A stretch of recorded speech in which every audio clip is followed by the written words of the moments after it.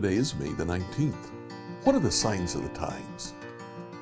Jesus refers to this in the book of Matthew. Let's read that paragraph, Matthew 16, 1-4. The Pharisees and the Sadducees came, and to test Jesus, they asked him to show them a sign from heaven. He answered them, when it's evening, you say it'll be fair weather, for the sky is red. In the morning, it'll be stormy weather today, for the sky is red and threatening. You know how to interpret the appearance of the sky, but you can't interpret the signs of the times. An evil and adulterous generation asks for a sign. No sign will be given to it except the sign of Jonah. And he left them and went away. We've talked about the Pharisees and where they come from. Let's talk about the Sadducees. As far as etymology, the Sadducees probably trace their lineage to Zadok, who was high priest during the reign of David. After the exile, apparently, it was Zadok's line that the high priest should exclusively come from. Now, the Sadducees rejected oral tradition. That was what the Pharisees taught, claiming to have heard that whispered throughout the generations from Moses' lips to their ears. They rejected that oral tradition. They said anything that's not found in Torah, in the first 5 books of the Bible, we'll reject. That's one of the reasons they rejected the resurrection. We picked that up from books like Daniel and Job. They were very related to the priests. They were essentially the aristocracy of Israel. They were old money, to put it in that sense. The Pharisees and the Sadducees did not get along, but it's always easy to agree on who to hate, and they hated Jesus. So the Pharisees and the Sadducees come together and ask him for a sign. You know, they have seen several signs already.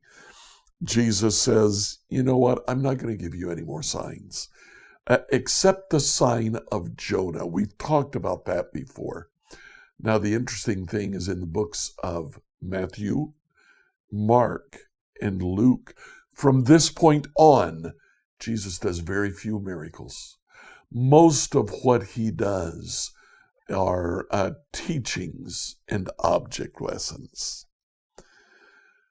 Then he says, you can't interpret the sign of the times. First Chronicles talks about a group who was able to interpret the sign of the times. Let's read about that in First Chronicles 12. 1 Chronicles 12, verses 23 through 40, New Revised Standard Version. These are the numbers of the divisions of the armed troops who came to David in Hebron to turn the kingdom of Saul over to him according to the word of the Lord. The people of Judah bearing shield and spear numbered 6,800 armed troops. Of the Simeonites, mighty warriors, 7,100. Of the Levites, 4,600. Jehoiada, leader of the house of Aaron, and with him 3,700. Zadok, a young warrior, and 22 commanders from his own ancestral house. Of the Benjamites, the kindred of Saul, 3,000, of whom the majority had continued to keep their allegiance to the house of Saul. Of the Ephraimites, 20,800 mighty warriors, nobles in their ancestral house. Of the half-tribe of Manasseh, 18,000, who were expressly named to come and make David king. Of Issachar, those who had understanding of the times, to know what Israel ought to do, 200 chiefs, and all their kindred under their command. Of Zebulun, 50,000 seasoned troops equipped for battle with all the weapons of war to help David with singleness of purpose.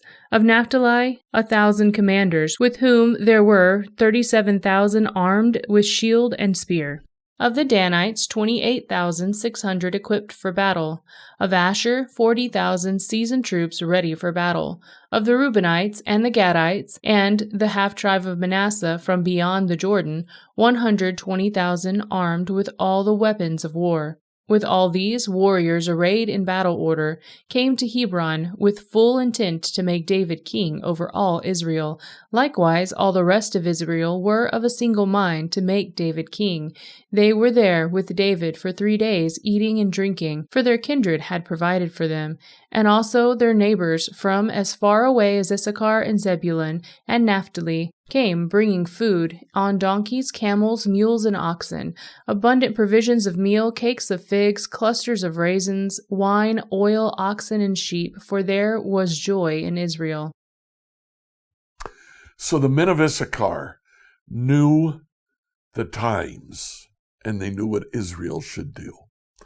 As in this passage, the author of Chronicles goes through David's supporters.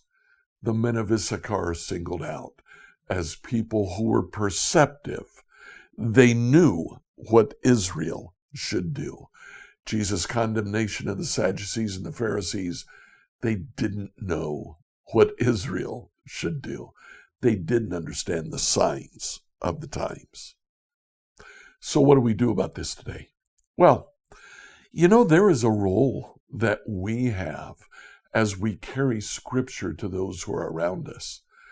We need to be alert to what the news says, and specifically alert to what Scripture says about things that are happening in the news. Learn how to interpret the signs of the times.